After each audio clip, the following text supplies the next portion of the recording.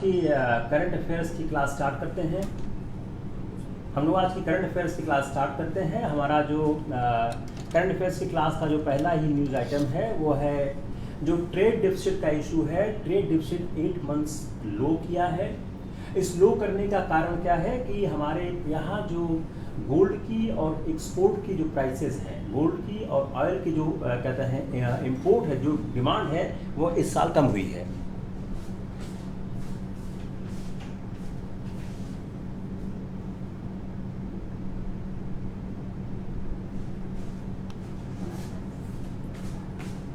तो गोल्ड और ऑयल के कारण, due to gold and oil, gold और ऑयल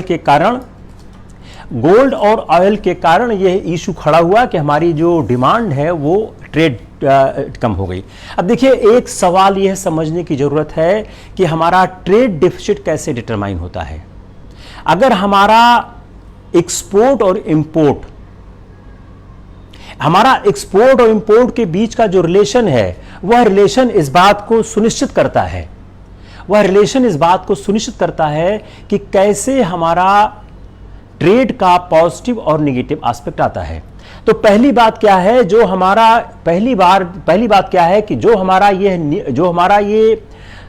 हमारा इस बार का ट्रेड डिफिसिट आ रहा है, उसके पीछे क्या है, हमारा एक्सपोर्ट और इंपोर्ट है। हमारा जो गोल्ड और ऑयल दोनों का इंपोर्ट हमारा घटा है, और हमारा जो एक्सपोर्ट बढ़ा है किसका, पेट्रोलियम प्रोडक्ट का, जेम्स का और इंजीनियरिंग गुड्स का, इनका हमारा एक्सपोर्ट बढ़ा है। इस एक्सपोर्ट के बढ़ने और इंपोर्ट के कम होने के कारण एक फर्क क्या आया है, उसका फर्क यह आया है कि हमारा इस बार ट्रेड डिफिसिट हो गया है। अब देखिए, यह जो गोल्ड जो इंपोर्ट है ये श्रैंक किया है 85.79%, और हमारा पेट्रोलियम जो क्रूड ऑयल है वो श्रिंक किया है 25%। एक्सपोर्ट जो हमारा अप्रैल में दिस ईयर है, यह जंप किया है $62.84 बिलियन, $62.84 बिलियन। ये जो पिछले साल था, यह पिछले साल हमारा था $29.6 billion.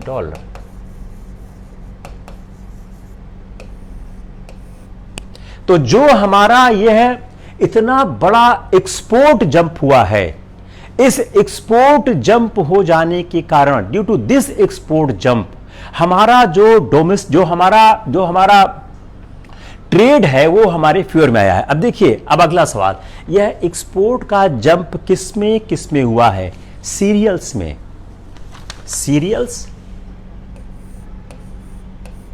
Serials,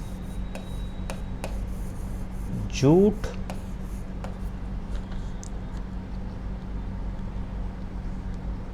petroleum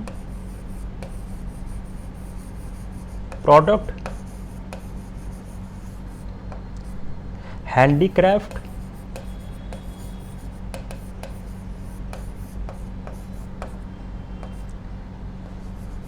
GeM, jewellery, इसमें हमारा हाईएस्ट इंक्रीज हुआ है। अब देखिए, अब आपका जो पढ़ाई है अब यहां से स्टार्ट हो रही है।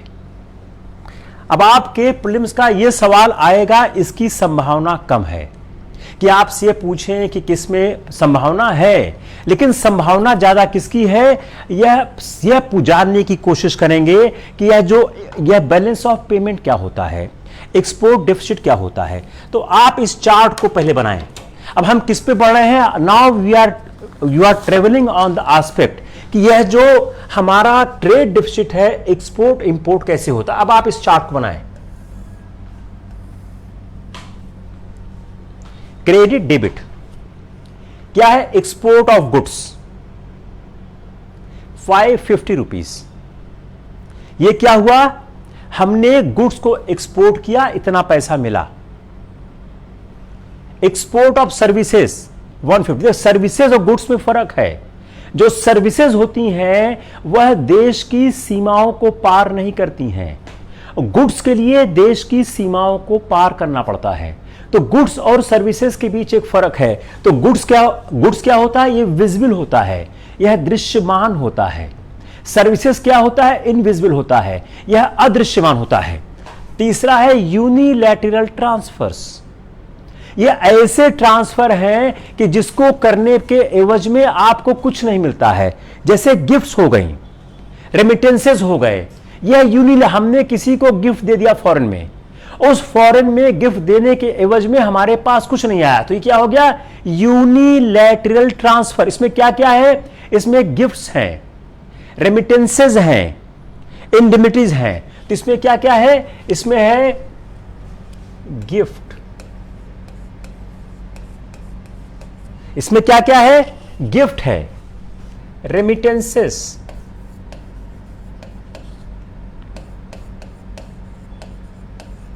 इसमें गिफ्ट्स हैं, रेमिटेंसेस हैं जो, और इंडेमिटीज हैं।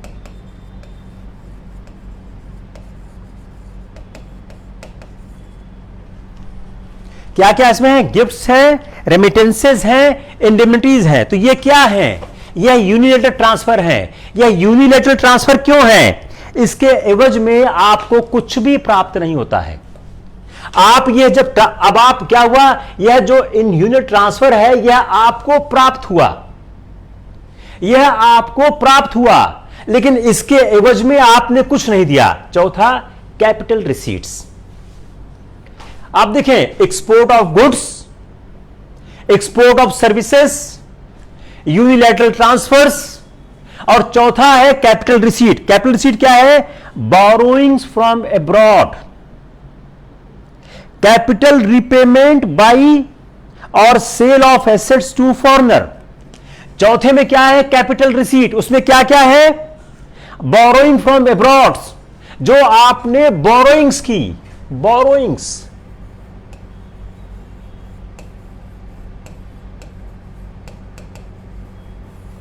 जो आपने बोरोइंग्स की, जो आपने अब्रॉड से बोरोइंग्स की, वो इसमें आ गया। कैपिटल रीपेमेंट,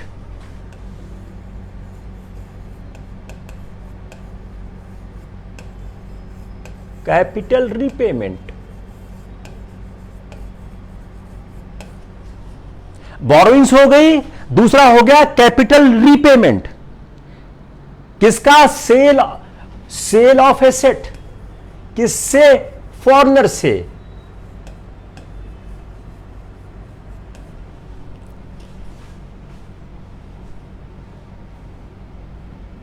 क्लियर हुआ? यह आपका हो गया इनकम साइड। मैं फिर से रिपीट कर रहा हूं, यह जो आपकी न्यूज आइटम है यह इसी कॉन्सेप्ट से निकल रही है। साफ नहीं आ रहा है? साफ नहीं आ रहा? देखो, यह जो आपकी न्यूज आइटम है, साफ आ रहा नहीं आ रहा है? ठीक, जो आपका यह न्यूज आइटम है वो यहीं से जनरेट हो रहा है। It is clear, not clear, कि आपका एक क्रेडिट साइड है। मैं क्या समझा रहा हूं? आपका ये न्यूज आइटम क्या था कि इंडिया का ट्रेड डिफिसिट एक साल में किस तरह रहा है। अब आपका जैसे ही ट्रेड डिफिसिट आया है, अब आपको पहुंचना है ये ट्रेड डिफिसिट होता क्या है, यह ट्रेड डिफिसिट किस तरह होता है। तो जब कोई ट्रेड डिफिसिट है इंटरनेशनल कॉन्सेप्ट में, आपका क्रेडिट होता है, डेबिट होता है। क्रेडिट क्या है? एक्सपोर्ट ऑफ गुड्स, जो आपने गुड्स को एक्सपोर्ट किया, यह क्या हो गया? यह दृश्यमान होता है, यह विजिबल होता है। दूसरा होता है एक्सपोर्ट ऑफ सर्विसेज, जो आप सेवाएं देते हो, यह दृश्यमान नहीं होता है, यह इनविजिबल होता है। तीसरा है यूनिलैटरल ट्रांसफर, जिसमें क्या है? गिफ्ट्स है, रेमिटेंसेस है, इंडेमिटीज हैं, जो आप प्राप्त करते हो विदेशों से। चौथा है कैपिटल रिसीट, जो कैपिटल रिसीट है आपकी, जो बोरोइंग्स है, कैपिटल रिपेमेंट है ऑफ सेल ऑफ एसेट, यह आपका इनकम हो गया। अब come on this side, this is the expenditure side, import of goods, import of goods, goods आपके यहां आया, उसका आप पैसा दोगे। इंपोर्ट ऑफ सर्विसेज, आपने विदेशों से सर्विसेज ली, आपने विदेशों से सर्विसेज ली। तीसरा यूनिलैटरल ट्रांसफर, आपने विदेशों में यूनिट ट्रांसफर किया, गिफ्ट किया, इंडेमिटीज किया, और फॉरेनर्स को पे किया। कैपिटल पेमेंट, आपने लेंडिंग किया टू कैपिटल, आपने लेंडिंग किया और कैपिटल पेमेंट किया purchase of assets from foreigners. यह है टू फॉरेनर्स, यह है फ्रॉम फॉरेनर्स। क्लियर? अब मान लिया इस सिचुएशन में क्या हुआ कि जितना आपने खर्चा, आपने इनकम हुआ उतना आपने खर्चा किया, तो बैलेंस ऑफ पेमेंट इक्विलिब्रियम में आ गया है। 1000 गॉट इट? अगर ये कॉन्सेप्ट आ गया तो हम आगे बढ़ते हैं। If this concept is clear तब हम लोग आगे आगे आगे आगे बढ़ते हैं।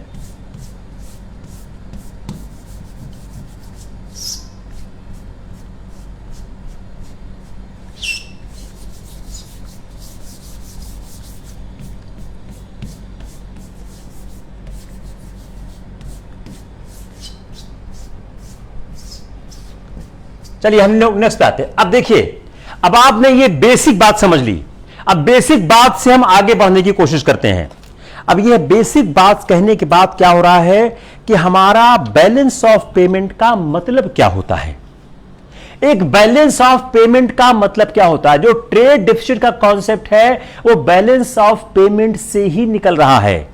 बैलेंस ऑफ पेमेंट का मतलब क्या है? बैलेंस ऑफ पेमेंट है a systematic recording of all transactions between residents of a country and the rest of the world. जो ट्रांजैक्शन आपके यहां का रेस्ट ऑफ द वर्ल्ड के साथ होता है उसको वह डिफाइन करता है। तो summary of international transaction of a country for a given period, summary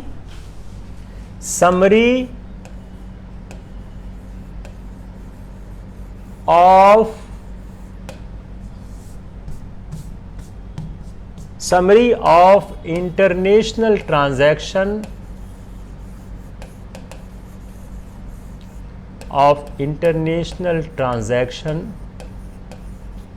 transaction over a given period। तो मान लीजिए एक फाइनेंशियल ईयर का आपने इंटरनेशनल ट्रांजैक्शन दिया, तो समरी ऑफ इंटरनेशनल ट्रांजैक्शन अंतरराष्ट्रीय क्रियाकलापों का एक दिए गए वक्त के दरमियान जो भी लेखा जोखा होता है उसको हम बोलते हैं बैलेंस ऑफ पेमेंट। तो जो बैलेंस ऑफ पेमेंट अकाउंट होता है वो क्या बोलता है? Summary of international transaction, summary of international transaction over a period of over A given period. तो एक समय सीमा के अंदर जो इंटरनेशनल ट्रांजैक्शन है उसकी समरी को हम बोलते हैं। एक चीज और है, इन फॉरेन एक्सचेंज। जब सवाल बनाएंगे ऐसे करेंगे, इन फॉरेन एक्सचेंज।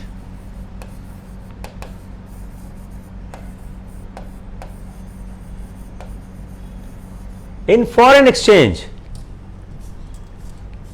इसको फॉरेन एक्सचेंज में, ये किसमें है? In foreign exchange.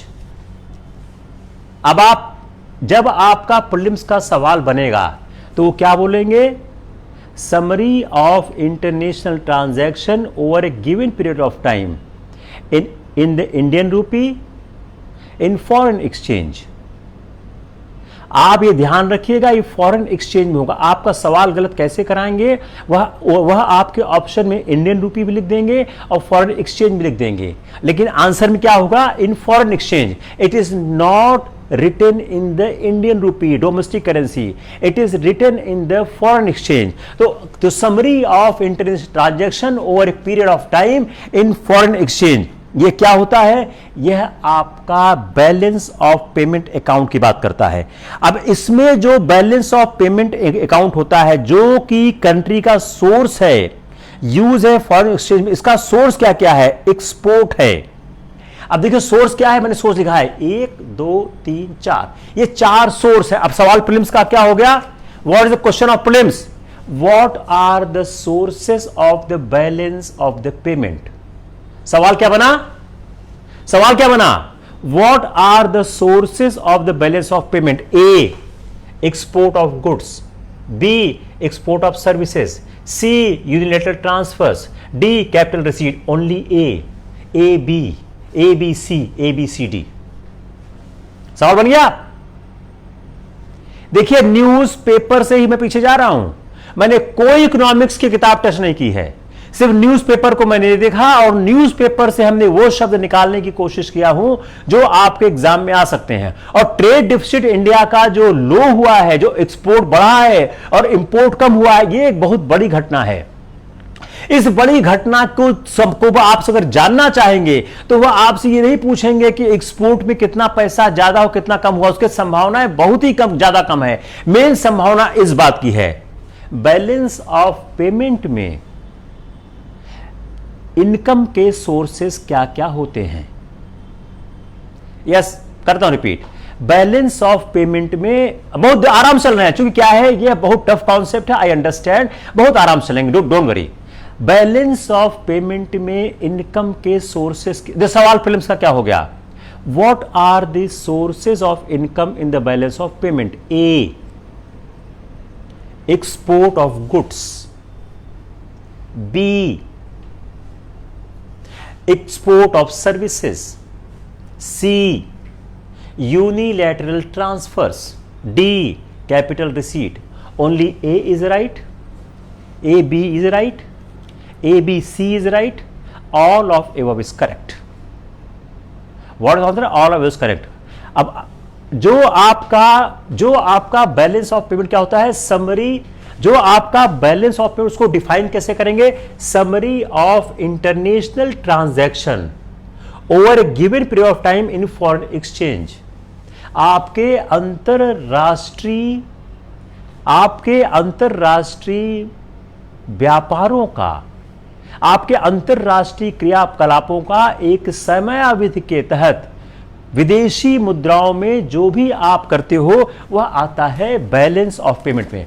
आप देखिए इसको साफ साफ, आप पढ़े. नंबर 1, मैं हट जाता हूं, बोर्ड के सामने से है. Number 1 export, number 2 export of services. तो जो आपका बैलेंस ऑफ पेमेंट अकाउंट है is statement of the country source and use of foreign exchange in which main source of export, transfer and remittances from abroad, borrowings from abroad, foreign investments whereas use of foreign exchange are imports, transport abroad, lending abroad and purchase of assets. तो जो balance of payment जो account है यह typical business account है. जो balance of payment account है यह एक क्या है? Typical business account. Typical business account, यह एक टिपिकल बिजनेस अकाउंट है जो आपके बिजनेस अकाउंट को पूरा डिकोर, पूरा ये व्याख्यायित करता है. अब जो मेन पर्पस है बैलेंस ऑफ पेमेंट अकाउंट का वह क्या है? तो जो बैलेंस ऑफ पेमेंट अकाउंट है उसमें क्रेडिट और डेबिट साइड आप दोनों देखें. तो बैलेंस ऑफ पेमेंट में क्रेडिट और डेबिट दोनों अकाउंट होता है. दैट इज क्रेडिट, वो इनकम अकाउंट है, ये डेबिट, ये एक्सपेंडिचर अकाउंट है. तो जब इसको हम डिफाइन करते हैं तो हम इसको फॉरेन एक्सचेंज में डिफाइन करते हैं और इसमें exports, remittances, borrowings, foreign investors जो अब देखें main purpose balance of payment account का क्या होता है? मेन पर्पस क्या होता है? मेन पर्पस होता है बैलेंस ऑफ पेमेंट अकाउंट का कि वह इंटरनेशनल इकोनॉमिक पोजीशन किसी एक कंट्री को जानना. International economic position. अब एक सवाल क्या आ गया प्रीलिम्स का, बैलेंस ऑफ पेमेंट अकाउंट का पर्पस क्या होता है? इंटरनेशनल पोजीशन कंट्री का जानना. इंटरनेशनल पोजीशन एक कंट्री का जानना. तो बैलेंस ऑफ पेमेंट अकाउंट का पर्पस क्या हो गया? इंटरनेशनल जो पोजीशन होता है एक कंट्री का, international economic position of country, international economic position of country, international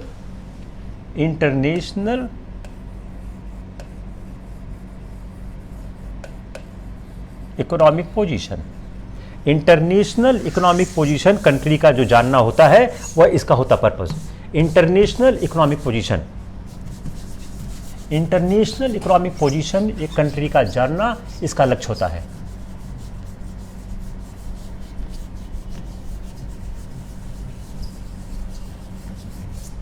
तो what is purpose? To know the international economic position, international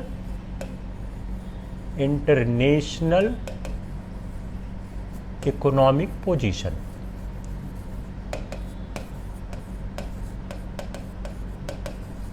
international economic position जानना इस बैलेंस ऑफ पेमेंट के पूरे सिस्टम का एक पर्पस होता है। अब बैलेंस ऑफ पेमेंट अकाउंट के फीचर्स क्या क्या है? What are the features of the interest account? पहला, economic transactions between residents of the one country and rest of the world. आप लिखिए, पहला जो आपका बैलेंस ऑफ पेमेंट अकाउंट का फीचर क्या होता है? इसका पहला होता है जो सारे इकोनॉमिक ट्रांजैक्शन लिखना residence of one country and rest of the world. दूसरा, यह इंक्लूड करता है विजिबल, इनविजिबल एसेट फ्लो। तो यह इन सबको अपने आप में इंक्लूड करता है। विजिबल, इनविजिबल, जो आपके गुड्स विजिबल हैं, सर्विसेज इनविजिबल हैं, एसेट्स हैं। यह एक डबल एंट्री सिस्टम में होता है। ये अगर रिसीट लार्जर है देन पेमेंट तब सरप्लस। अगर यह लार्जर है देन पेमेंट देन सरप्लस। अगर यह साइड बड़ा है, यह मान लो ये क्या है, यह इक्विलिब्रियम है, 1000 रुपया मिला 1000 रुपया गया। अगर यह ज्यादा है, यह साइड ज्यादा है तो यह सरप्लस। मान लीजिए यहां पर होता 1050, तो अगर ये साइड ज्यादा है तो सरप्लस हो गया। यह एक इक्विलिब्रियम। अगर आपकी आय ज्यादा है, आपका व्यय कम है, तो आपका अकाउंट सरप्लस में हो गया। तो यह जो यह आपका बैलेंस ऑफ पेमेंट है, अगर आपका क्रेडिट साइड ज्यादा है, डेबिट साइड कम है, तो यह आपका सरप्लस। पढ़िए इसको, अगर ये side, this side is more, this side is less, then it is surplus. तो आपका यह सरप्लस अकाउंट हो गया। विजिबल एंड इनविजिबल आइटम, यह क्या है? यह इनविजिबल है। This is invisible, this is invisible. Export of services. अब विजिबल और इनविजिबल आइटम क्या होते हैं? विजिबल आइटम रिफर करते हैं ट्रेडिंग इन गुड्स को।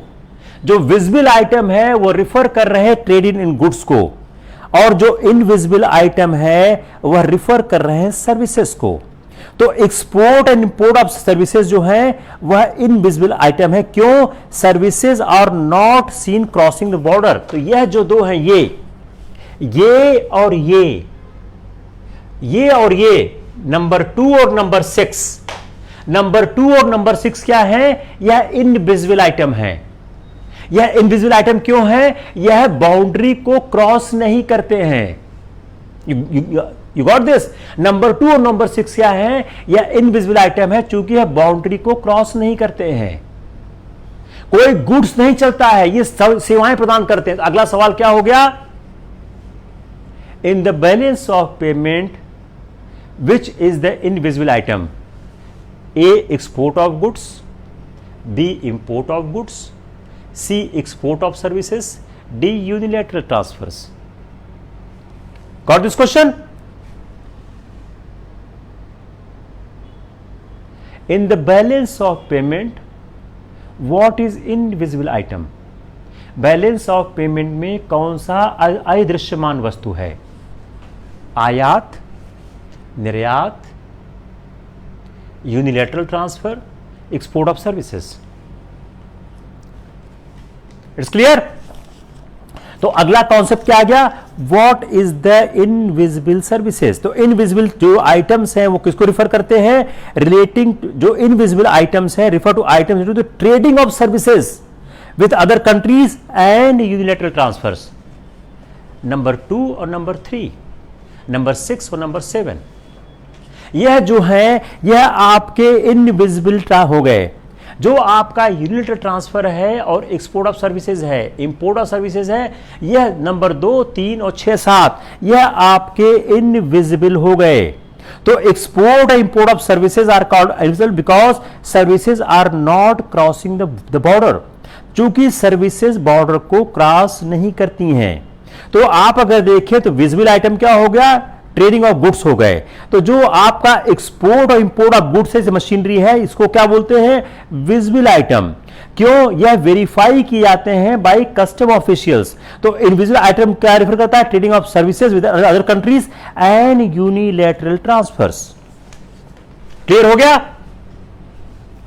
नंबर 2, नंबर 3, नंबर 6, नंबर 7 यह आपके इनविजिबल हैं, इसमें कस्टम क्लियरेंस नहीं होता है, यह आपकी बाउंड्री को क्रॉस नहीं करते हैं। नंबर 1 और नंबर 5 यह आपकी बाउंड्री को क्रॉस करते हैं।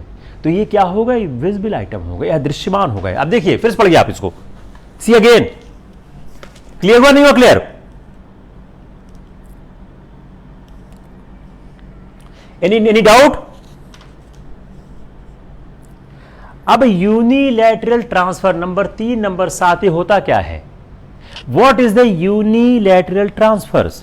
गिफ्ट्स हैं, रेमिटेंसेज हैं और इंडेमिटीज हैं जो फॉरेनर से प्राप्त होती हैं। ये चौथा और 7वां क्या है, जो कैपिटल रिसीट है, ये क्या है, कैपिटल रिसीट है, पेमेंट। ये क्या है, कैपिटल रिसीट है, कैपिटल पेमेंट है। ये क्या होता है, बोरोइंग्स है, कैपिटल का रीपेमेंट है, सेल ऑफ एसेट्स है, changes in foreign exchange reserve. तो यह changes in foreign exchange reserve में है, जो आपके कैपिटल बोरोइंग है, सेल ऑफ एसेट्स है। It's clear, not clear, clear, very good. और कोई, एनीवन एल्स। आप इसको अपनी कॉपी पे बना लो, समझाना आसान हो जाएगा। एक और कॉन्सेप्ट है balance of trade and balance of payment. देखिए, एक न्यूज़पेपर आइटम से मैंने आपकी क्लास को कन्वर्ट कर दिया इकोनॉमिक्स क्लास में। Only by one newspaper item I converted your class in the economic class. I am teaching the complete economy to you. इस तरह से आप न्यूज़पेपर से आप अपने सिलेबस को कंट्रोल करेंगे, तभी आपके सिलेक्शन की संभावना है, नहीं तो कोई संभावना नहीं है। अब बैलेंस ऑफ ट्रेड और बैलेंस ऑफ पेमेंट, तो व्यापार संतुलन, भुगतान संतुलन। तो balance of trade and balance of payment. जो बैलेंस ऑफ ट्रेड क्या है, यह जो बैलेंस ऑफ ट्रेड और balance of payment, balance of trade क्या है, difference between the money of value export और इंपोर्ट ऑफ मटेरियल गुड्स, इसका और इसका डिफरेंस, इसका और इसका डिफरेंस, ये क्या है, बैलेंस ऑफ ट्रेड है। तो बैलेंस ऑफ ट्रेड क्या हो गया, जो आपका मनी वैल्यू एक्सपोर्ट है और इंपोर्ट ऑफ मटेरियल गुड्स है, 1 -5, ये क्या हो गया, बैलेंस ऑफ ट्रेड। 1 कितना है, 550, 5 कितना है, 800, इन तीनों का डिफरेंस कितना हुआ, -250। ये क्या हो गया, बैलेंस ऑफ ट्रेड। देखिए बड़ा इंटरेस्टिंग पार्ट है, आपका बैलेंस ऑफ पेमेंट इक्विलिब्रियम में है, जितना आपने कमाया है उतना खर्चा किया है। आपका बैलेंस ऑफ ट्रेड निगेटिव है। अब इस पे आप सवाल बनाइए, make a question for prelims. व्यापार संतुलन और भुगतान संतुलन के बारे में क्या क्या सही है, बैलेंस ऑफ ट्रेड और बैलेंस ऑफ पेमेंट के बारे में क्या क्या सही है। ए, बैलेंस ऑफ ट्रेड और बैलेंस ऑफ पेमेंट का आपस में कोई संबंध नहीं है। B, balance of trade and balance of payment का आपस में संबंध है। सी, अगर बैलेंस ऑफ पेमेंट धनात्मक है तो बैलेंस ऑफ ट्रेड भी धनात्मक होगा। डी, बैलेंस ऑफ पेमेंट अगर धनात्मक है तो कोई जरूरी नहीं है कि बैलेंस ऑफ ट्रेड धनात्मक हो। यह सवाल हिलेगा ही नहीं। अगर आप मेरे लेक्चर को दिमाग से निकाल दीजिए, ये सवाल हिलेगा ही नहीं, ये सवाल सॉल्व ही नहीं हो सकता है।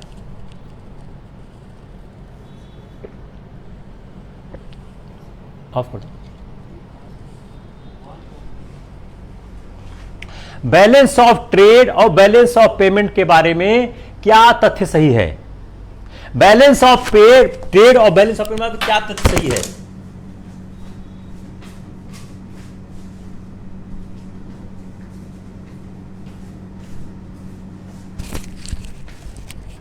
बैलेंस ऑफ ट्रेड और बैलेंस ऑफ पेमेंट के बारे में क्या तथ्य सही है?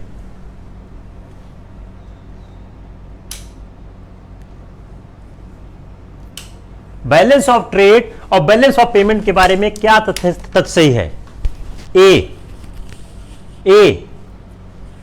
बैलेंस ऑफ ट्रेड और बैलेंस ऑफ पेमेंट के बारे में क्या तथ्य सही है? ए, सुनिए फिर सॉल्व, बैलेंस ऑफ ट्रेड और बैलेंस ऑफ पेमेंट के बारे में क्या था सही? ए, बैलेंस ऑफ ट्रेड और बैलेंस ऑफ पेमेंट के बारे में आपस में कोई संबंध नहीं है। बी, बैलेंस ऑफ पेमेंट और बैलेंस ऑफ ट्रेड में आपस में संबंध है। सी, अगर बैलेंस ऑफ पेमेंट धनात्मक है तो बैलेंस ऑफ ट्रेड भी धनात्मक होगा। डी, अगर बैलेंस ऑफ ट्रेड ऋणात्मक है तो बैलेंस ऑफ पेमेंट भी ऋणात्मक होगा। नंबर 3, नंबर 4 दोनों गलत हैं।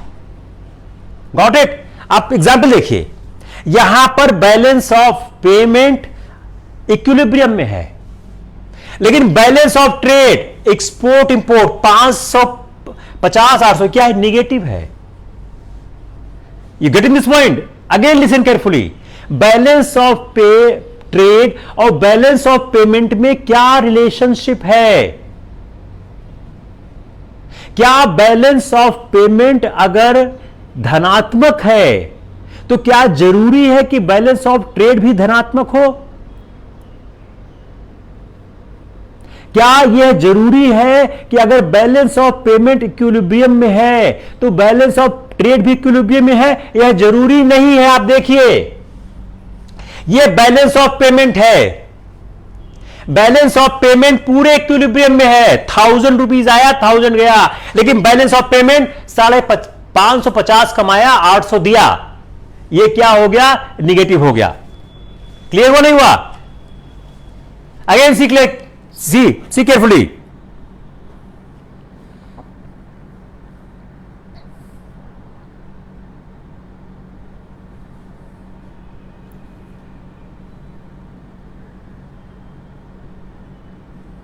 तो इसका मतलब क्या हो गया? जो आपका एक्सपोर्ट और इंपोर्ट ऑफ सर्विसेज है, जो इनविजिबल आइटम्स हैं, जिसमें शिपिंग है, इंश्योरेंस है, बैंकिंग है, डिविडेंड है, इंटरेस्ट है, एक्सपेंडिचर टूरिस्ट है, वो शामिल नहीं होता है। तो जो डिफरेंस होता है value of import and export, वह आपका बैलेंस ऑफ ट्रेड और ट्रेड बैलेंस होता है। आप याद रखिए कि एक्सपोर्ट का मतलब क्या है? Sending goods abroad to earn the foreign exchange. Import का क्या मतलब क्या आता है? Buying goods from abroad. तो इसका तात्पर्य क्या हो गया? यह फॉरेन एक्सचेंज के बीच में यह वेरी करता है।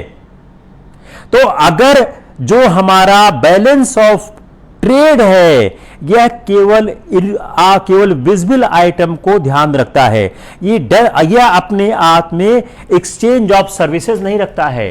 तो balance of trade visible item है, एक्सचेंज ऑफ सर्विसेज नहीं रखता है। No exchange of services included.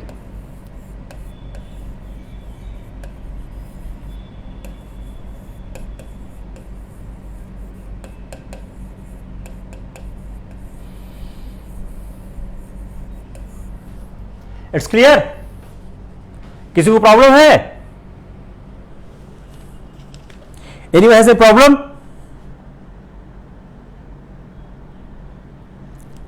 अब अगले आते हैं सरप्लस और deficit.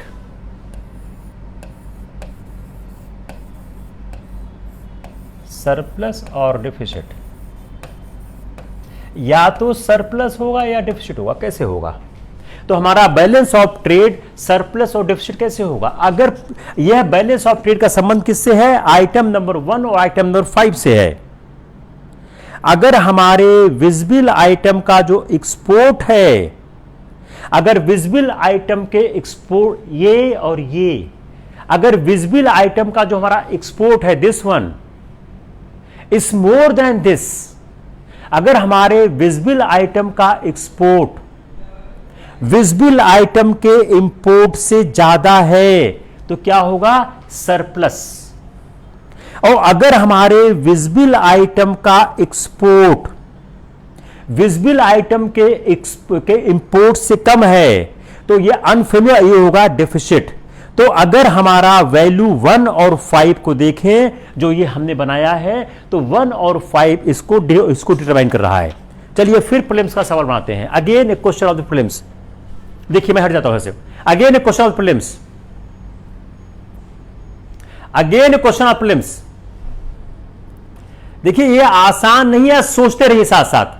Again question of prelims, balance of payment के बारे में क्या तथ्य सही है? सॉरी बैलेंस ऑफ ट्रेड के बारे में, व्यापार संतुलन के बारे में क्या तथ्य सही है? ए, अगर आयात ज्यादा है निर्यात कम है, अगर आयात ज्यादा है निर्यात कम है तो यह ऋणात्मक होता है।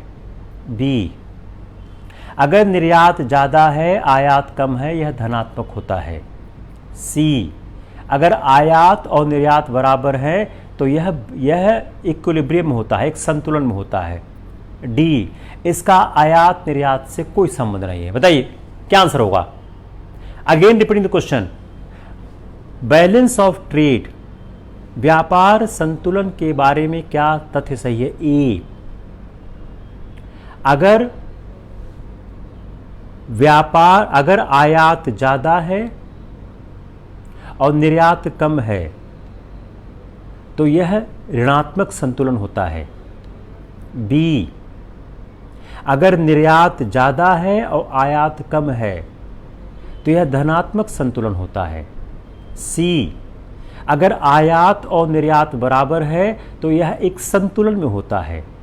डी, इसका आयात निर्यात से कोई संबंध नहीं है। जल्दी बोलिए, come fast, as fast as possible.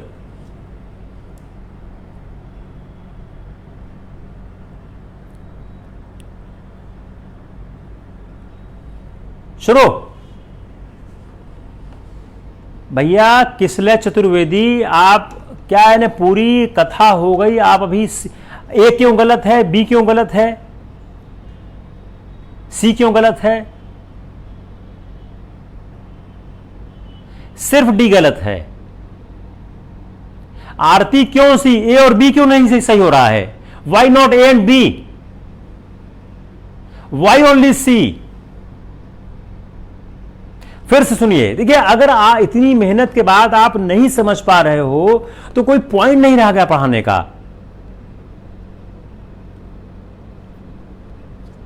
फिर सुनिए, यह है आपका आमदनी, यह आपका खर्चा। चलिए आप इसको एकदम आसान करते हैं। यह है आपका आमदनी, यह आपका खर्चा। अगर अब इसमें जो पहला वाला है, ये वाला,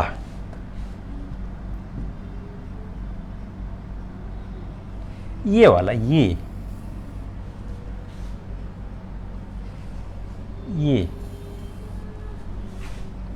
जो आपका पहला वाला है यह आपका व्यापार संतुलन है।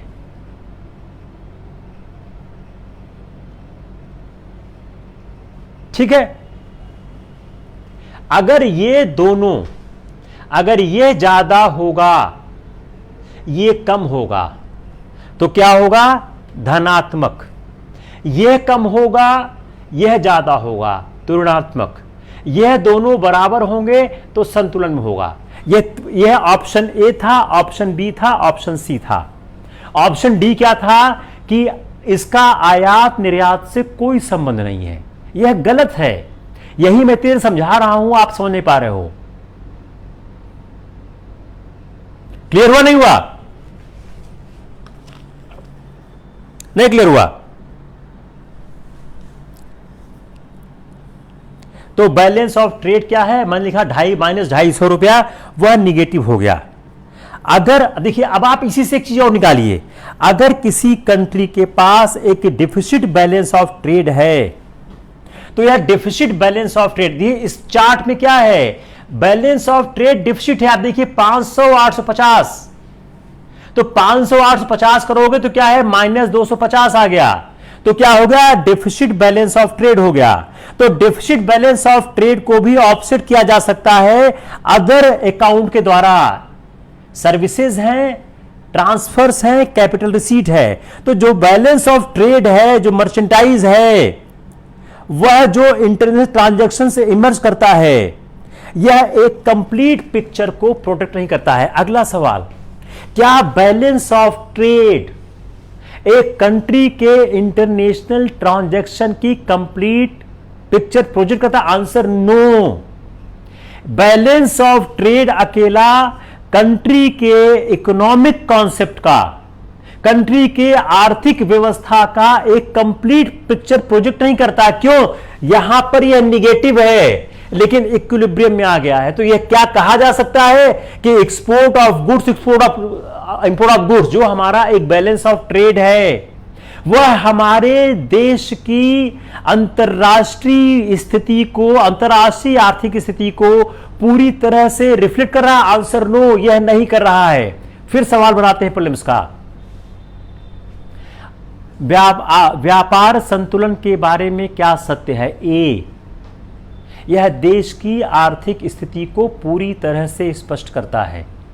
बी, यह देश की आर्थिक यह देश की अंतरराष्ट्रीय आर्थिक स्थिति को पूरी तरह से स्पष्ट करता है। बी, यह देश की अंतरराष्ट्रीय आर्थिक स्थिति को पूरी तरह से रिफ्लेक्ट नहीं करता है। सी, यह देश के सिर्फ आयात और यह देश के सिर्फ दृश्यमान आयात और निर्यात के तत्वों का प्रतिनिधित्व करता है। डी, यह देश की अंतरराष्ट्रीय आर्थिक स्थिति का एक चित्र देता है, संपूर्ण चित्र नहीं देता है। Got this answer? अब यह सवाल प्रीलिम्स में आ गया। अगर आप लोग प्रीलिम्स का पेपर खोलिए, सवाल ऐसे ही आते हैं। मैं बार बार कहता हूं, जितनी कोचिंग्स वाले पढ़ा रहे हैं वह कोचिंग वाले इस चीज को अटैक नहीं कर रहे हैं। सवाल, आप मेरी बात मत मानिए, आप आज मेरा क्लास खत्म होने के बाद आप क्वेश्चन पेपर खोलिएगा पिछले कई सालों के, आपको दिख जाएगा सवाल किस तरह आते हैं। सवाल कॉन्सेप्चुअल आते हैं, एनालिटिकल आते हैं। कुछ टाइप के सवालों की संख्या 10% से ज्यादा नहीं होती, 10% से कम होती है। किसी सवाल तो 1 ही 2 सवाल आते हैं। तो क्या हो गया? बैलेंस ऑफ ट्रेड जो है वह किसी देश की आर्थिक स्थिति का पूरी तरह से निरूपण नहीं करती है। तो यह एक पिक्चर देती है, कंप्लीट पिक्चर नहीं देती है। अब आते हैं balance of payment. Balance of payment है क्या? यह एक डिफरेंस बताता है नेशन की टोटल इनकम का और नेशनल की टोटल एक्सपेंडिचर का। तो अगर हम इसको एक इकोनॉमिक की भाषा में कहना चाहें तो जो बैलेंस ऑफ पेमेंट है, it is the difference between a nation's total payment to foreign countries and its total receipts from them. इसमें विजिबल और इनविजिबल दोनों शामिल होते हैं। यह कंट्री के इकोनॉमिक्स का एक वाइडर पिक्चर रिप्रेजेंट करते हैं। अब इनके बीच हम एक फर्क समझने की कोशिश करते हैं।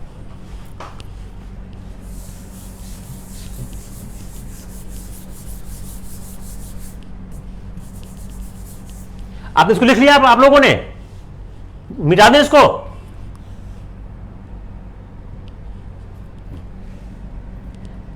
बैलेंस ऑफ ट्रेड,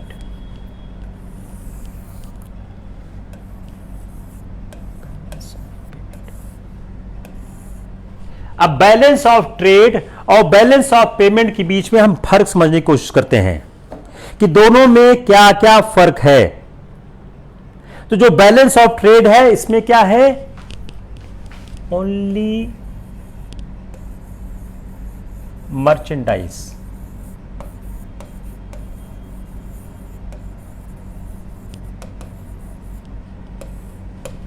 इसमें क्या है? ओनली मर्चेंटाइज, जो आपका सामान जाता है। इसमें क्या है? बोथ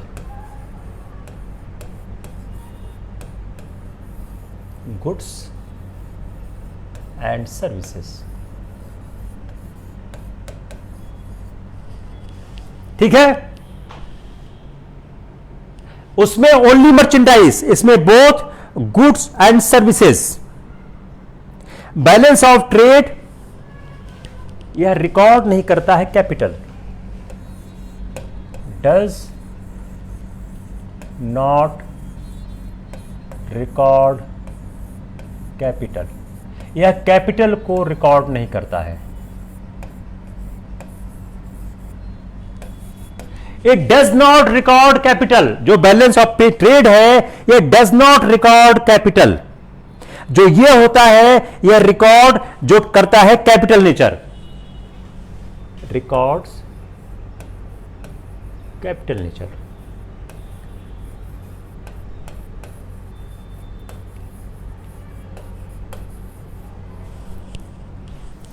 तो जो बैलेंस ऑफ ट्रेड होता है यह does not record transactions of capital nature, लेकिन जो बैलेंस ऑफ पेमेंट होता है रिकॉर्ड का ट्रांजैक्शन ऑफ कैपिटल नेचर।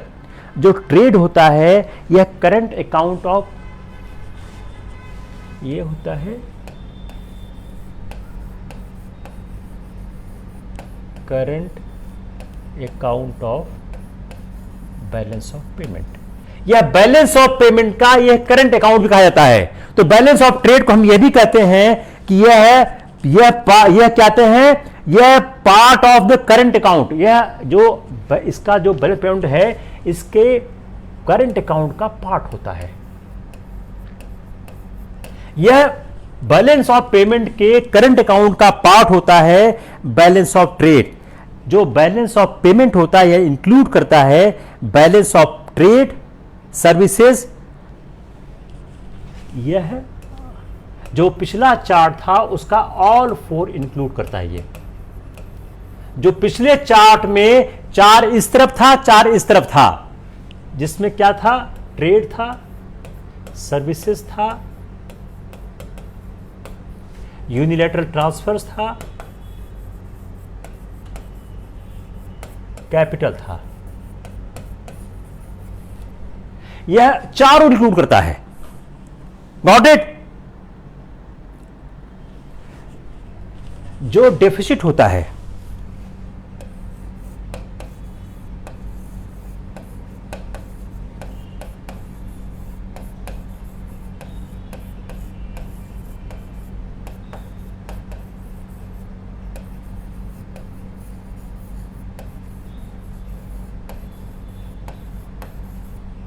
जो बैलेंस ऑफ ट्रेड का डेफिसिट होता है उसको हम नहीं ठीक कर सकते हैं बैलेंस ऑफ पेमेंट के द्वारा, लेकिन इसमें कर सकते हैं।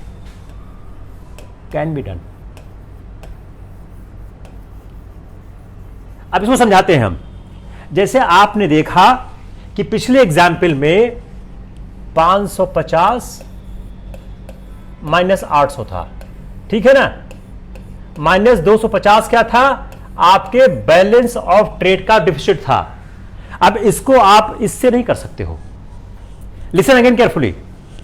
हमारा जो पिछला एग्जाम्पल था कि हमारा जो इनकम था वो 550 था, एक्सपेंडिचर 800 था, दोनों कम गया, माइनस 250 हो गया। अब ये माइनस 250 बैलेंस ऑफ पेमेंट से आप सेट ऑफ नहीं कर सकते हो। क्यों?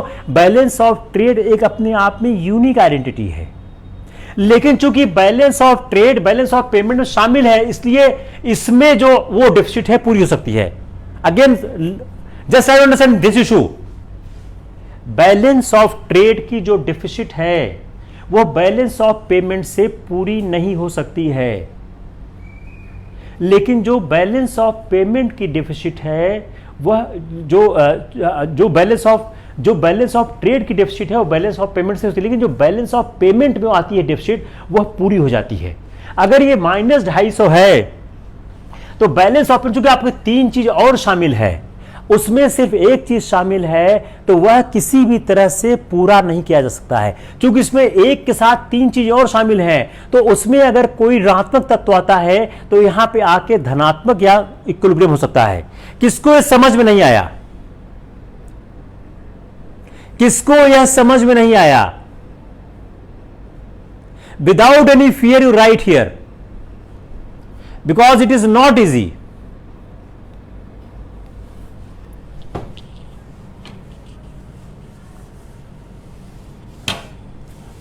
किसको समझ में नहीं आया?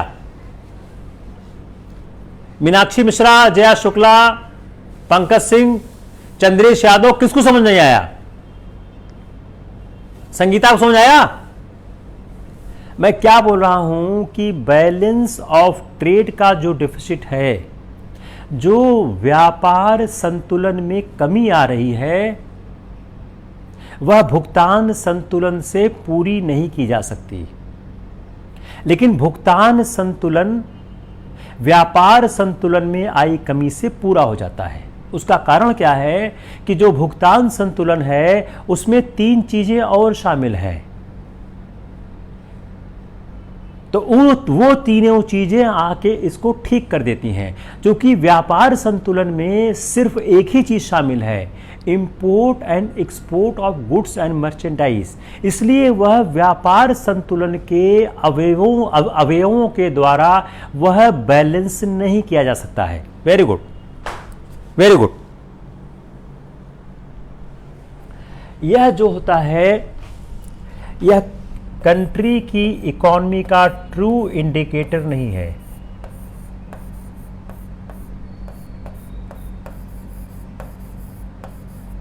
ट्रू इंडिकेटर नहीं है, no, it is the true indicator.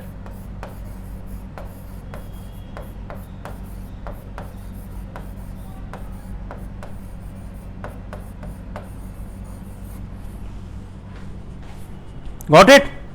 Company की अर्थव्यवस्था का यह ट्रू इंडिकेटर नहीं है और यह ट्रू इंडिकेटर है।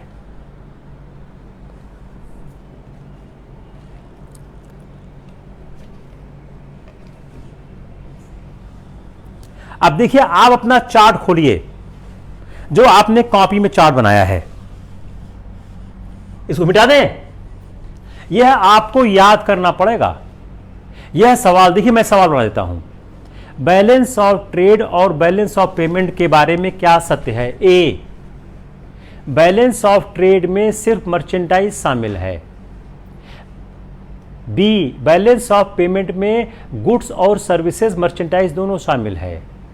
C, balance of trade capital issue को रिकॉर्ड नहीं करता है, balance of payment capital issue को रिकॉर्ड करता है।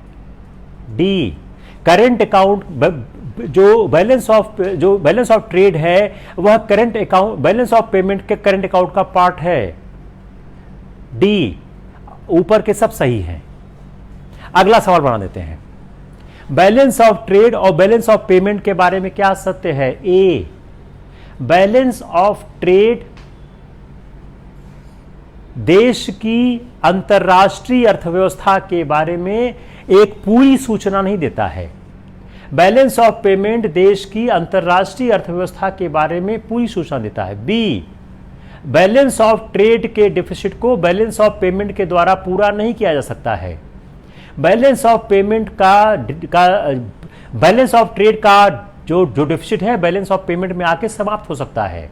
बैलेंस ऑफ ट्रेड जो है वह बैलेंस ऑफ पेमेंट के करंट अकाउंट का पार्ट है।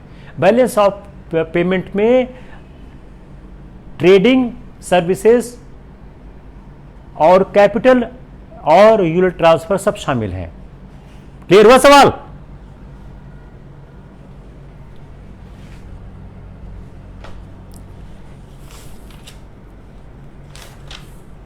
चलिए इसको फिर से बना देते हैं आपका चार्ट।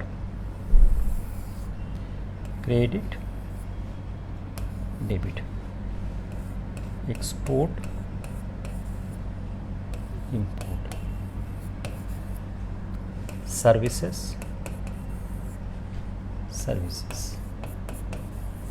यूनिलैटरल,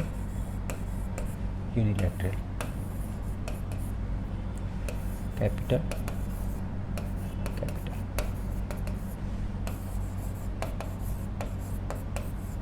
ठीक है।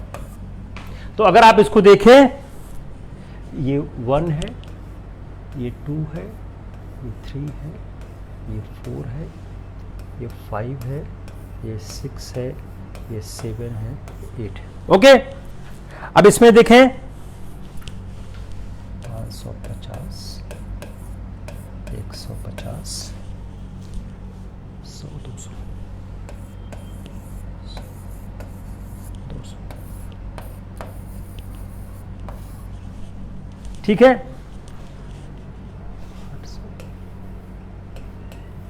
50,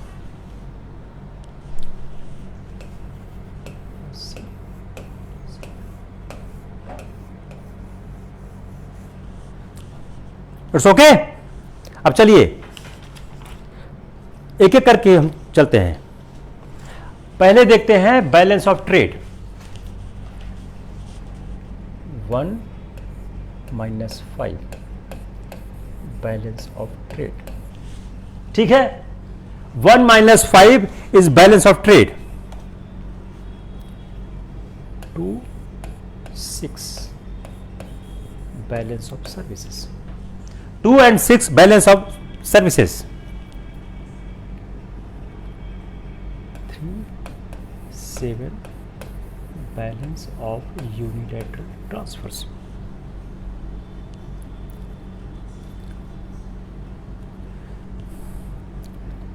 Balance of payment. 1 plus 1 to 4 minus 5 to 8.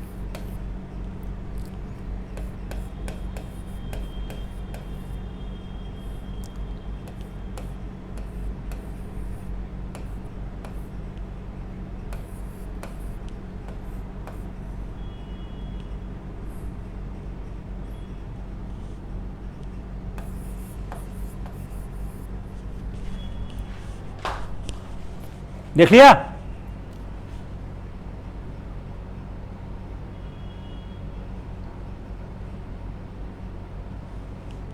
अब इसको हम इंटरप्रेट करते हैं। Balance of trade 1 - 5 -250। Balance of services 2 - 6 100। Balance of unit transfer 100 - 80 20। Balance of payment, इसको आप जोड़िए, इसको जोड़िए 0।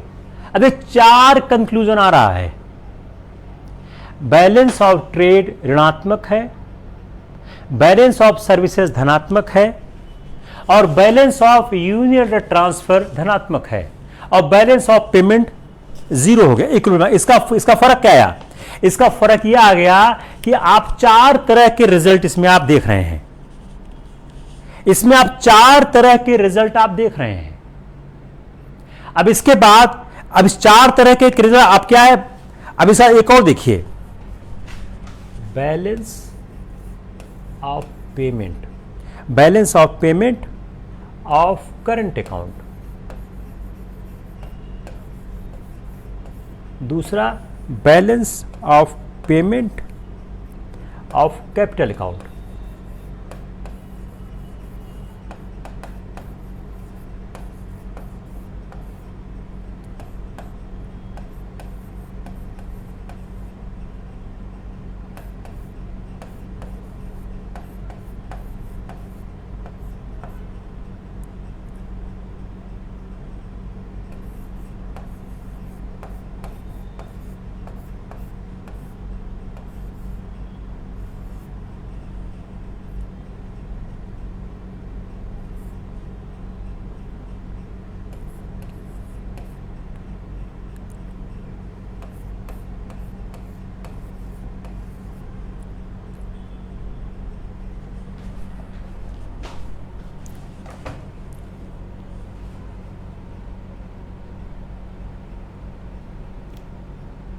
समझिए इसको। जब आपने इस फिगर को अराइव किया, ये क्या है, ये हो गया balance of trade, balance of services, balance of unit transfers, balance of payment. अब आगे balance of payment of current account, ये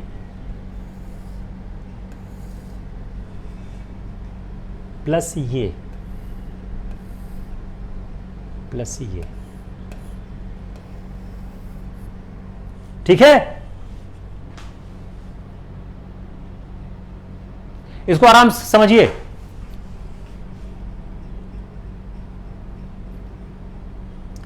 कैपिटल अकाउंट ये -130, ये +130।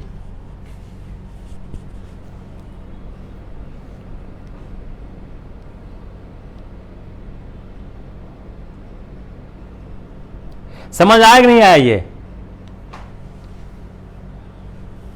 एक इतनी बड़ी न्यूज है, सिर्फ कितने पेज की आप देखिए, सिर्फ ये न्यूज छोटी सी है। इस न्यूज से आपको कितना, छोटी सी न्यूज है, इस न्यूज का 1 घंटे से ज्यादा विस्तार हुआ। यह न्यूज नहीं आएगी, न्यूज यही आएगी जो मैं आपको बता रहा हूं। I think it's enough for the day. Come on the next issue. दूसरा इशू क्या है, चाइल्ड लेबर का है। बड़ा इंटरेस्टिंग इशू है। मिटा दे, हो गया। किसी को कुछ पूछना है? The next issue I am taking the child labour.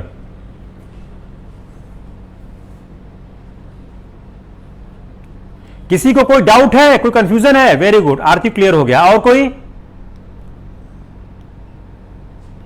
Very good, Ravi Bihari को ठीक हो गया। और कोई बताइए? Anyone else?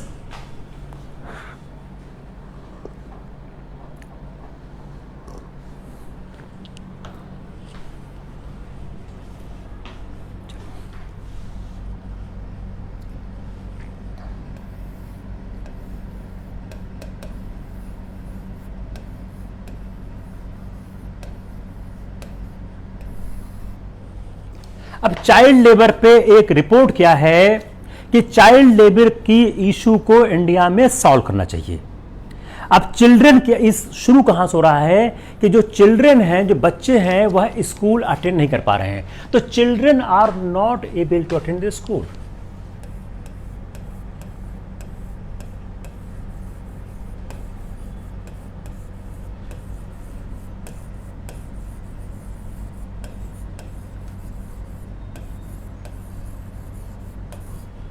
Children are not able to attend the school. Why?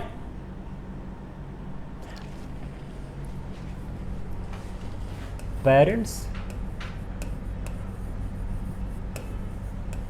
are not able to find work.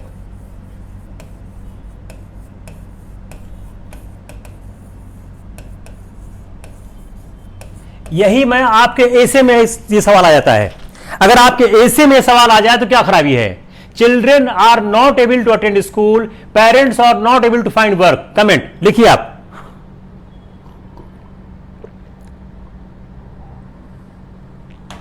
यह आपका 1000 वर्ड का ऐसे आ जाए। Children are not able to attend school, parents are not able to find the work. ऐसे आता ना आपका, ऐसे कैसे आता है? ऐसे आता ना कि children are not able to attend the school, parents are not able to find work. सिर्फ वही आपका, इट इज योर एसे।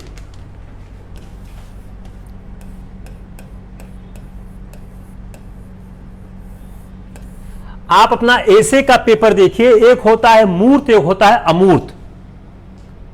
जहां कुछ समझ नहीं आता है तो यह लिख दिया उन्होंने, children are not able to attend school, parents are not able to find work. आप लोग की पता नहीं पूछ लिया। यह आपके कोविड-19 सिचुएशन हुआ है।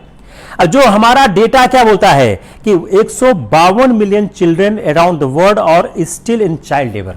अब ये सब डेटा आपको याद करना पड़ेगा। 152 बिलियन जो चिल्ड्रन है जो 152 बिलियन चिल्ड्रन हैं, ये 152 बिलियन जो बच्चे हैं वह अब विश्व में अभी भी चाइल्ड लेबर में हैं, चाइल्ड लेबर में।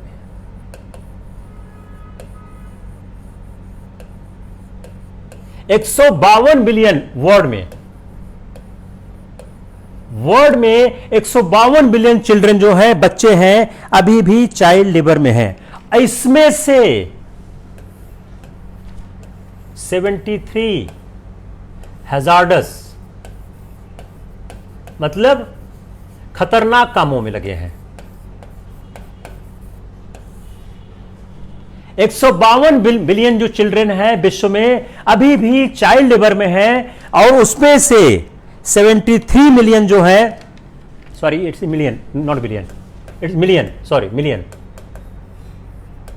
1 मिलियन में होता है 10 lakh, 1 million is equal to 10 lakhs.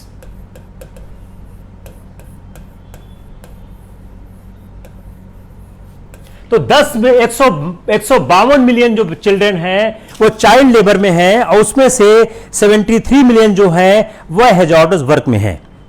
जो गवर्नमेंट ऑफ इंडिया का जो सर्वे है, जो वो सजेस्ट करता है कि 95% of children in the age of group 6 to 13 are attending educational institution. तो जो 95% 6 से 13 साल के बीच के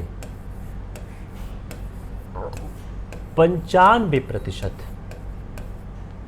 जो बच्चे हैं, यह गवर्नमेंट ऑफ इंडिया का सर्वे है कि 6 से 13 साल के जो बच्चे हैं उसका जो 95% है वह स्कूल को अटेंड कर रहे हैं। किसमें? फॉर्मल और इनफॉर्मल, फॉर्मल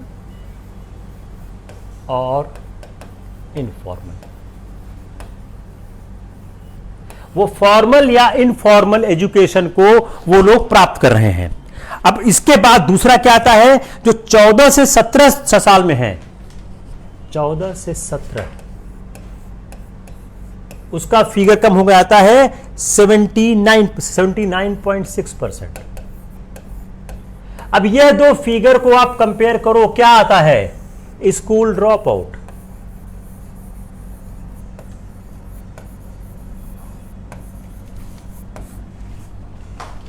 गॉट इट?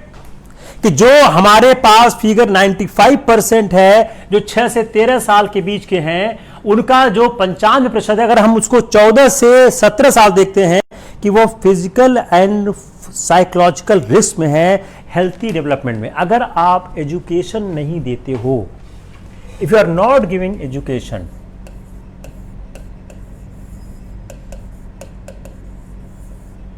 तो इसका फर्क क्या है?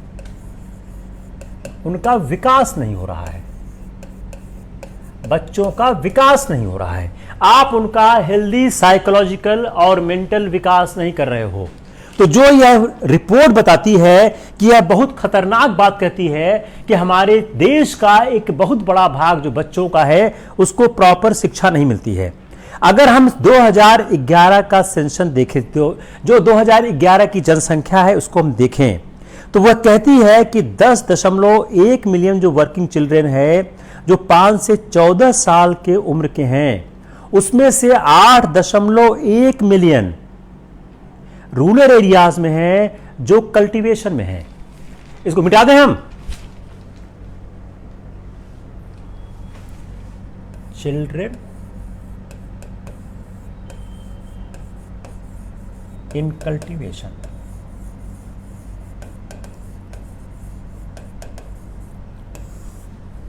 गांव में बच्चों को यूज किया जाता है चिल्ड्रन इन कल्टीवेशन। तो जो हमारे पूरे जो 5 से 14 साल के हैं,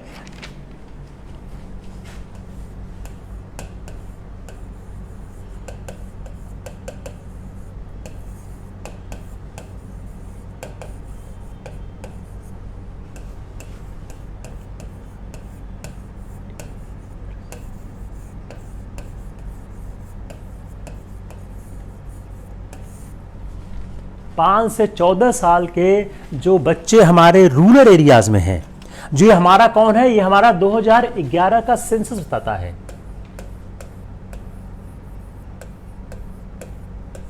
2011 का सेंसस बताता है कि जो हमारे 5 से 14 साल के बच्चे हैं, जो उसमें से जो 10.1 मिलियन जो वर्किंग चिल्ड्रन हैं, वह हम उसमें से 8.1 इन रूरल एरियाज में इंगेज हैं कल्टीवेशन में और चाइल्ड लेबर में। यूनेस्को की रिपोर्ट बोलती है 2011 के सेंसस के बीच में कि 38.1 मिलियन चिल्ड्रन जो आउट ऑफ स्कूल हैं। अब यह एक आपको एक बड़ी खराब फिगर देती है चाइल्ड लेबर को। अब जो हमारा डिक्रीज है, एक खास बात क्या है, चाइल्ड लेबर इन इंडिया में डिक्रीज किया है 2001 से 2011 के बीच। चाइल्ड लेबर डिक्रीज किया है इंडिया में 2001 से 11 के बीच। ये क्या है, एक अच्छा साइन है कि चाइल्ड लेबर हमारे यहां 2001 से 11 के बीच डिक्रीज किया है। यह क्या बोलता है, यह हमारी पॉलिसी प्रोग्राम इंटरवेंशन को, यह हमारी पॉलिसी इंटरवेंशन के कारण आया है। हमारी नीतियों के कार्य करने का तो हमारा पॉलिसी, तो यह क्या है, एक सकारात्मक चीज है हमारे नीतियों के लिए। तो जब आप नीति की बात करेंगे तो हमारा यह सकारात्मक नीति है। वह कैसी है, जो हमारा पॉलिसी इंटरवेंशन है, मनरेगा है, राइट टू एजुकेशन और mid day meal.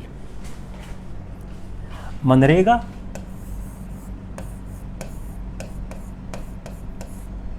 Right to education,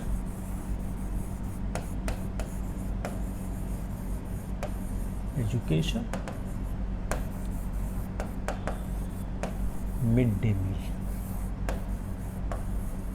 आप ऐसे ही लिखिएगा, आप पहले ऐसे में समस्या बताइए, फिर बताइए कि 2001 से 11 के बीच हमारा पॉलिसी इंटरवेंशन हुआ, उसके कारण चाइल्ड लेबर में डिक्रीज हुआ। फिर आप बताइए डिक्रीज क्यों हुआ, मनरेगा, राइट टू एजुकेशन और मिड डे मील, तीनों का आप जिक्र करिए कि इन तीनों के कारण फर्क आया है कि हमारा जो पॉलिसी इंटरवेंशन है, इसके कारण बच्चों को स्कूल गए हैं और गारंटीड वेजेस मिला है। जो नेशनल चाइल्ड लेबर प्रोजेक्ट है, नेशनल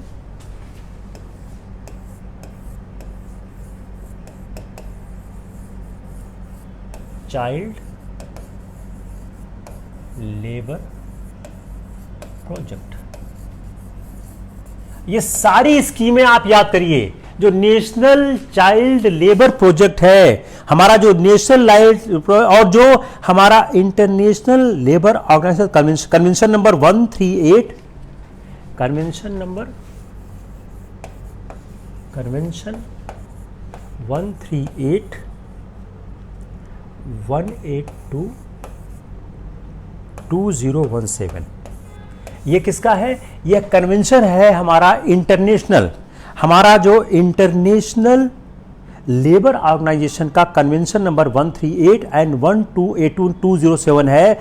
वह इंडियन गवर्नमेंट को फ्यूचर में डिमॉन्स्ट्रेट करता है commitment to elimination of child labour. Commitment to, ये क्या बात करता है, commitment to elimination of child labour.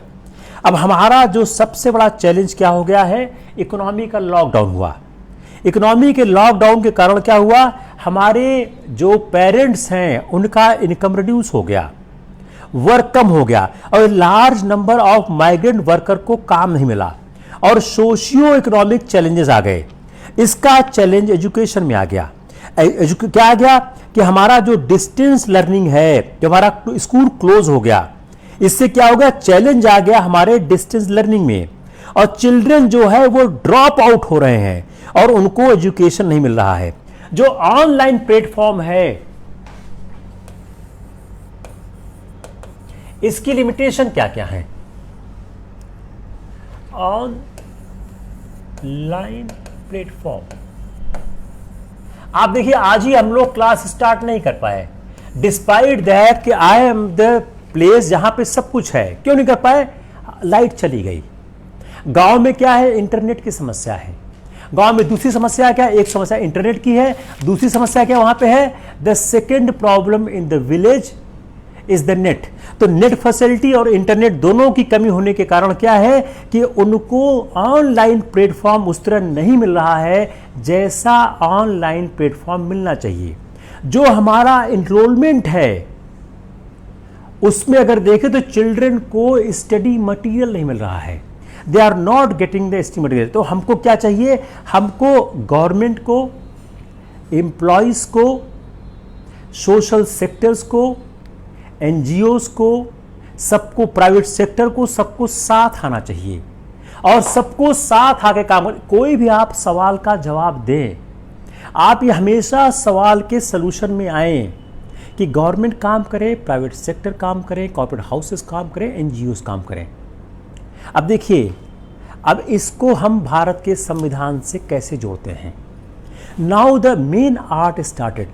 आपने देखो, आप जब इस सवाल को हैंडल कर रहे हो मेंस में, ये सवाल मेंस में आएगा, प्री में चांसेस कम है कि अगर ए से आता है कि children are not getting the school and the parents are not getting the job. आपने इसको एक सॉल्व कैसे किया, एक फैक्चुअल मैट्रिक्स से किया। Now we are entering into another aspect कि हमारा संविधान किस तरह से बच्चों को, पहला देखिए article 21A, first is the article 21A। 21A ये क्या है, राइट टू एजुकेशन। हमारा संविधान चाइल्ड लेबर के अगेंस्ट है। हमारा संविधान, अगर आप 21A देखें तो आपको साफ दिख जाएगा हमारा संविधान क्या बोलता है। यह हमारे संविधान में इंसर्ट किया गया राइट टू एजुकेशन कि क्या बोलता है, स्टेट शैल प्रोवाइड, स्टेट राज्य का कर्तव्य है, state shall provide free and compulsory, free and compulsory.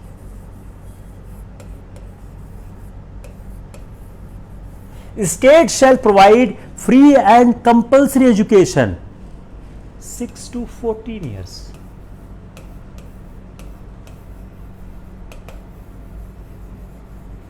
Six to 14 years children को in such a manner the state may by law determine, may by law।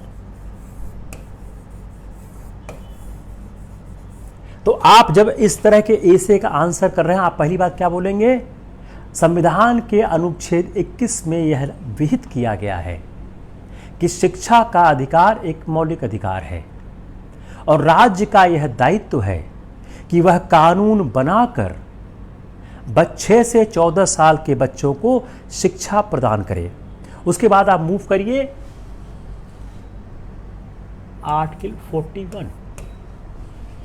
Now move to article 41। Article 41 क्या बोलता है, right to work and educate. ये राज्य के नीति निर्देशन में है, right to work and educate, right to work and educate, right to work and right to work to education and to public assistance certain cases. तो अगर आप इसको देखें तो यह क्या बोलता है, the state shall with in the limits. Article 21A में लिमिट्स की बात नहीं है, इसमें क्या है, state within the limits. If you open the act से with the limits of its economic capacity and development make effective provision in for securing the right to work. देखिए, कोविड में लोगों के रोजगार चले गए, स्टेट ने क्या किया, मनरेगा की स्कीम बढ़ाई और मनरेगा में सबसे ज्यादा काम इस साल दिया गया। तो जो आर्टिकल 14 बोलता है कि यह राज्य अपनी आर्थिक सीमाओं के भीतर रहते हुए वह व्यक्ति को राइट टू वर्क दे, एजुकेशन दे and to public assistance in case of unemployment, old age, sickness and displacement. तो आप कहां आ गए, आर्टिकल 41 में आ गए। Now you see the next point, next is the article 45। Article 45, article 45 क्या होता है, provision for early childhood and care, early childhood and care. Article 40 बात करता है अर्ली चाइल्डहुड एंड केयर। यह बात करता है कि state shall endeavour to provide early childhood and care and education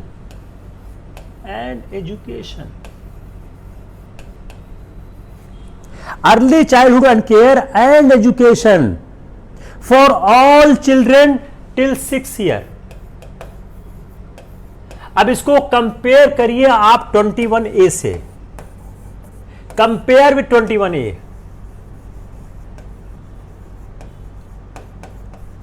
twenty one A में एज क्या है? See the 21A, see the article 21A, उसमें एज क्या है? फास्ट बोलिए, अभी भी मैंने आपको बताया, जस्ट कोई लिखो चैट में। 21A में क्या है? 6 to 14। यहां क्या है? Up to 6। अब आप 21A एंड 45 ऐड करिए, क्या आ गया? 6 to 14, सॉरी क्या आ गया? Birth to 14। मिल गया interpretation?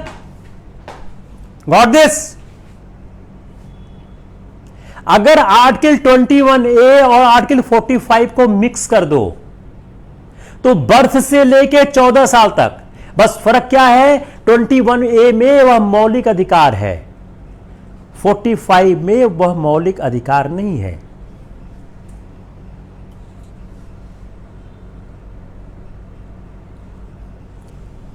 Next 47, see article 47, duty of state for the nutrition, improvement of public health. Mid day meal कहां से आ रहा है?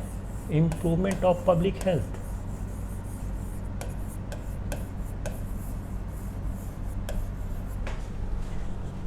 अगर आप 45 देखें, सॉरी अगर आप 47 देखें, तो स्टेट का कर्तव्य है न्यूट्रिशन देना, स्टैंडर्ड ऑफ लिविंग और पब्लिक हेल्थ। तो इसमें क्या हो गया? Improvement of public health.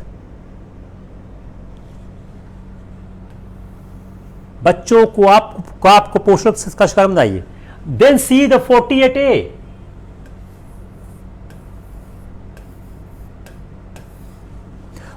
क्या बात करता है? Protection of environment. अगर आप इन्वायरमेंट अच्छा नहीं देंगे, अगर 40 क्या आता है? Protection and improvement of environment. Environment जरूरी है, बगैर इन्वायरमेंट के आपका जिंदगी सांस कैसे लोगे, ऑक्सीजन कैसे मिलेगी? तो you need to have the environment. Now see 50, now C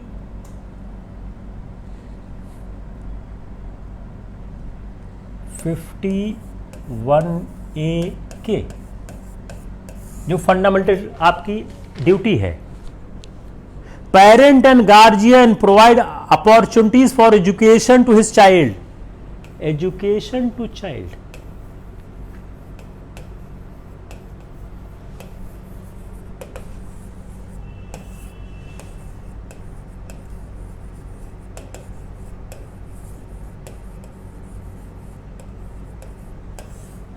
education to child 6 to 14।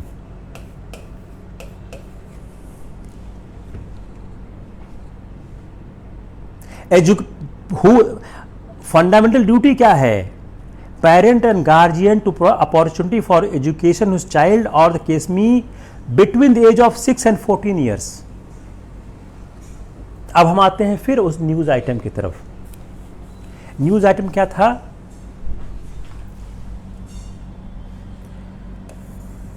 ये हिंदू का न्यूज था, breaking the cycle of childhood.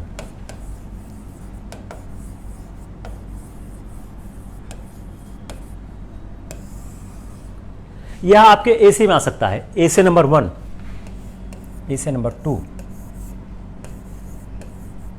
Parents not getting job and children no education. Polity question, elaborate constitutional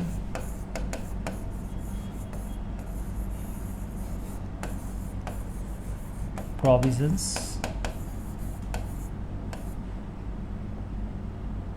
which are speaking for child care. Social, ये हो गया politics सवाल, ये हो गया पॉलिटिक्स का सवाल, ये सोशल साइंस का सवाल जो आपके वुमेन इंपॉर्टेंट का टाइम है।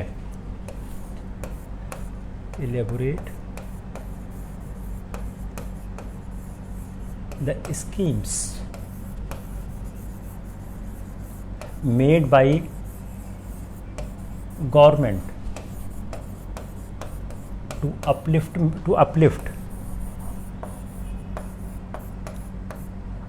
the standard of living of children। जितना सवाल कहिए मैं उतना सवाल बना दूं। ये सारे सवाल एग्जाम में आने की पोटेंशियल रखते हैं।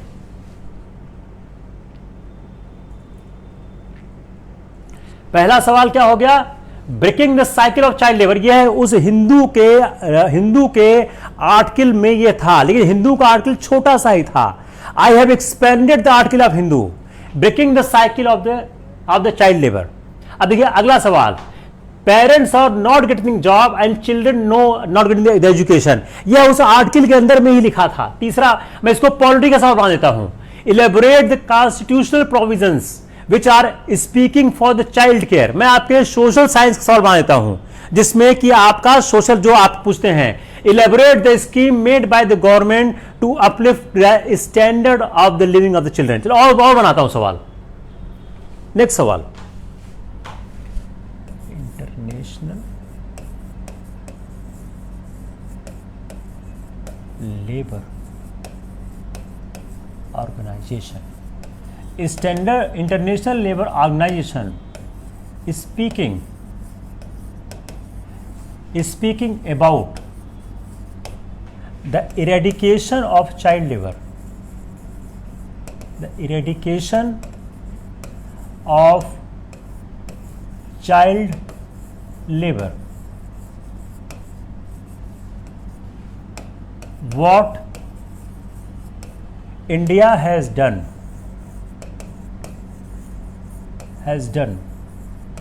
in this regard to achieve the objectives.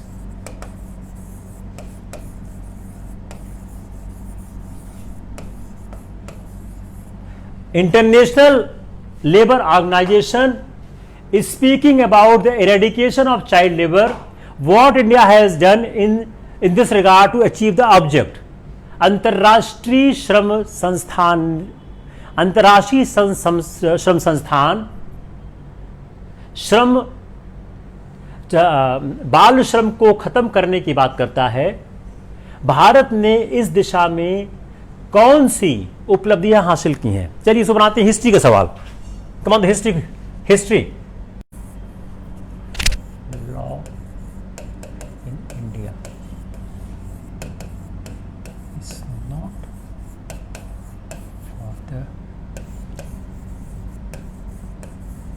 factory laws in India are not for the welfare of the labor, but it is the greed of British businessman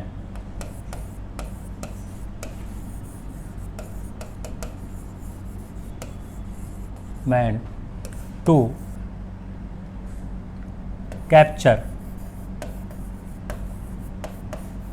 the profit. अगर आप कहते हैं, अगर आप पढ़ें कहते हैं कि पहला फैक्ट्री एक्ट क्यों कैसे आया, तो आपको देखेंगे कि फैक्ट्री एक्ट के आने के पीछे मेन रीजन क्या था। उसके पीछे मेन रीजन ये था कि जो चाइल्ड लेबर था, जो मेन रीजन क्या था कि जो ब्रिटिश के लोग थे, जो ब्रिटिश के व्यापारी थे, उन व्यापारियों की इच्छा थी कैसे वह ज्यादा से ज्यादा पैसा कमा लें। अब इंडिया में चूंकि चाइल्ड लेबर सस्ता था, इसलिए यहां पर कम पैसे में सस्ता श्रम मिलता था।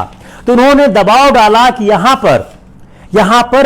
पर फैक्ट्री कानून लाया जाए। तो जब फैक्ट्री कानून लाया गया, तो उस फैक्ट्री कानून के लाने के कारण यहां पर बच्चों का, जो पहला फैक्ट्री एक्ट आया था, वो मेनली अटैक कर रहा था बच्चों पर, कि बच्चों पर आप ज्यादा से ज्यादा अत्याचार मत करो। तो जो पहला फैक्ट्री एक्ट आया था, जो 1881 का था, उसका पर्पस क्या था? जो ब्रिटिश का चेहरा था, ब्रिटिश का जो व्यापारी लोग थे, वो ब्रिटिश व्यापारी यह चाहते थे कि कैसे भारत के जो उद्योगपति हैं, जो भारत के लोग हैं, वह सस्ता सामान न बना पाए। तो उसके लिए अगर आप पहला फैक्ट्री एक्ट पढ़े, तो मेनली जो पहला फैक्ट्री एक्ट था वो चाइल्ड लेबर की तरह कन्फाइन किया था। तो आप इसको चाहें तो हिस्ट्री का बना सकते हैं, जैसा भी आप सवाल चाहें वैसा बना सकते हैं। I think it's enough for the day. देखिए, दो सवालों में दो न्यूज़पेपर में ऑलमोस्ट हम लोगों ने 2 घंटे के आसपास की क्लास की। I think there is no confusion. If any confusion, you tell me. Otherwise, we'll close the session of the day. कल आपका जो सेशन है वह दो सेशन है। एक आपका मॉडर्न इंडिया का ओवरव्यू मैं आपको दूंगा। हालांकि 2 सेशन हैंडल करना बड़ा मुश्किल काम है, क्योंकि पढ़ना पड़ता है, बगैर पढ़ाना आसान नहीं होता है। दूसरा आपका सेशन जो है वो उसका है पॉलिटी का है। तो I think there is no issue. अगर मैं आपको फिर रिपीट करूंगा कि you change the style of the reading, आप अपने को बदलने की कोशिश करिए। जिस तरह से मैं बताने की कोशिश कर रहा हूं, मेरी समझ से यह रास्ता है जो आपको सफलता की तरफ ले जा सकता है। अगर आप एक ट्रेडिशनल ढंग से पढ़ेंगे, जैसा विश्वविद्यालयों में पढ़ाया जाता है, तो मुझे कोई उम्मीद नहीं है सफलता हो सकती। दूसरा, मैं चैट पर लगातार पढ़ता हूं कि लोग ये पूछते हैं कि साहब अंग्रेजी की क्लास चलाओ, सी सेट की चलाओ, हिंदी की चलाओ। अगर आपको सी सेट भी चाहिए, हिंदी भी चाहिए, अंग्रेजी भी चाहिए, ऑप्शनल भी चाहिए, जीएस भी चाहिए, तो सिविल सर्विसेज नहीं हो सकता है। सिविल सर्विसेज होने के लिए एक डायरेक्शन मिल जाए, फिर आप लोग खुद पढ़ें। अगर आपको देखिए 4-5 क्वालिफिकेशन है, अगर वो आपको नहीं आती है, सिविल सर्विसेज नहीं हो सकता है। आपको वर्केबल इंग्लिश आनी चाहिए, आपको एक ठीक ठाक भाषा में लिखना आना चाहिए, आपको एक सी सेट पास होने भर का आना चाहिए, आप 12-13 घंटे रोज करीब 1.5 साल तक पढ़ सकते हो, आप एक बेहतर भाषा का इस्तेमाल कर सकते हो, तब आप एग्जाम दीजिए, नहीं तो एग्जाम देने का कोई पॉइंट नहीं है। Take care, will see you tomorrow again. Good day, good night.